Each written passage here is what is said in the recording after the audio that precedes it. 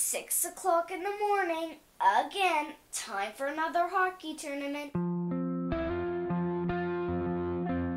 Probably a language that all Canadians speak, something that connects a lot of people. I think it's changing. Je l'adore comme sport. Tout le monde ici à Montréal, on l'adore. I couldn't imagine my life without it. Hockey is a sport of skill, and not anybody can play hockey. You have to learn how to skate. And then you have to be able to manage a puck using a stick. Hockey means very different things to Americans than it does to Canadians. It's the biggest pastime sport of all in Canada. Maybe it's because of the weather, maybe it's because of the history, I don't know, that connects people through the game, either positively or negatively.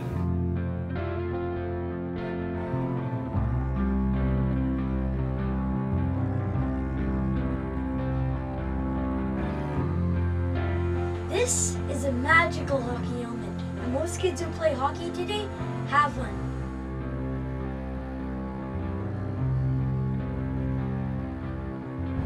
Unfortunately, many magical helmets over the years have caused a lot of young players to quit the game.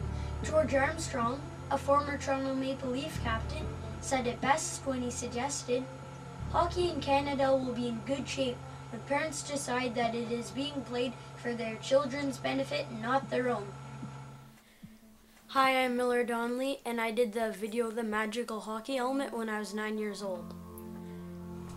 The minute I put on my magic helmet and step on the ice, adults treat me much differently. They yell at me, they curse me, and they call me names. They treat me like I've been playing hockey for 15 years and get mad when I make a mistake. Parents were surprised at my video because they never saw a kid that had courage to go and say that to a whole bunch of parents. Parents, to me, they're like poison. They're the ones that start everything in minor arenas. A ref's bad call, a coach's bad call. Yes, the ref. He's already been asked to leave the building. Get him gone. Okay, now you guys need to do your fucking job up here. We're trying to encourage our kids to settle differences in any number of ways, and there we are out there, you know, cheering when two guys square off in a hockey game.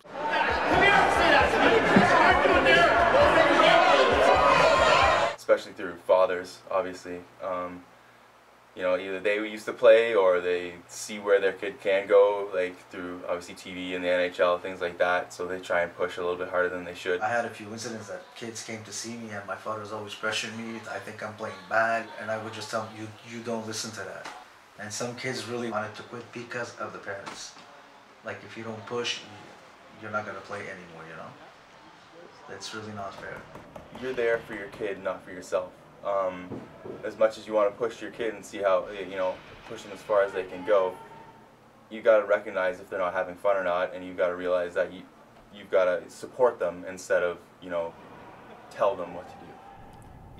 He continues to play the game, and it's probably because of the love of the game. If he felt any less about the game, he probably would have quit.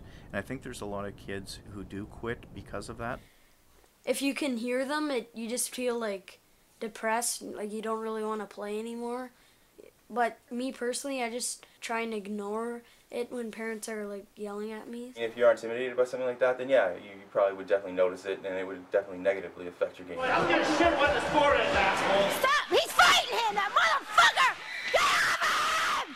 You son of a bitch! You can imagine these parents, if they're willing to scream and say these things in front of a group of people, imagine what that kid is getting within the confines of the vehicle. The more they stay out of it and let the coaches do their jobs, the better, because that's what they're there for. You know, they wouldn't be there if they didn't know what they were doing. Like, I had an experience. I was coaching Band B in St. Leonard. These are 13, 14-year-old kids. And after the game, the parent came downstairs, told his son, go spit at the referee. And we told the son not to do that for sure.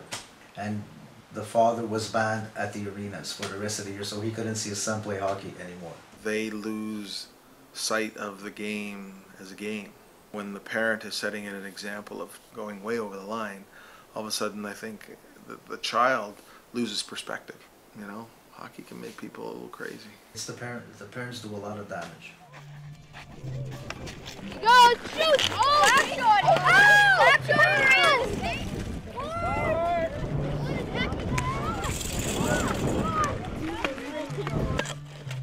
One of my favorite stories, I always tell this, is if you put kids out there by themselves on the street to play road hockey, if one team starts winning by too much, what do? Well, they even up the teams. Kids' instincts, by their own, are pretty good. They, you know, generally speaking, they don't want to see one side winning by a zillion goals. They don't. The kids' instincts are good. It's just that they get torqued when the parents get involved. The parents always want them to win, but the kids are there to have fun and to learn. They have lots to learn when you're 10, 11, 12 years old. Everything about it is developing those boys as a teammate and depending on each other, and like you're only as good as your weakest link. Parents are absolutely necessary to the game. There's a million good parents, volunteers. You can't have all these tournaments that happen without parents, coaching, officials, all those things. But sometimes I wish when they played the games, the parents would find something to do and let the kids play the games. Just be there for them when they have like a bad game, or be there for them when if they get hurt or something like that. Be there just to sort of support them and back them up. Well, hockey means everything to me, and when it finally comes, I'm just so grateful that hockey's finally rolling around again for 7 months, and I just love hockey. For like someone playing just, you know, when they're like 14, 15, it's still a game, and they shouldn't really be putting too much pressure on themselves. I can only imagine someday playing with a regular helmet, without any bad magic, and having fans cheer when I play well, and even when I don't. The game would be so much more fun. But in today's world, it seems almost impossible.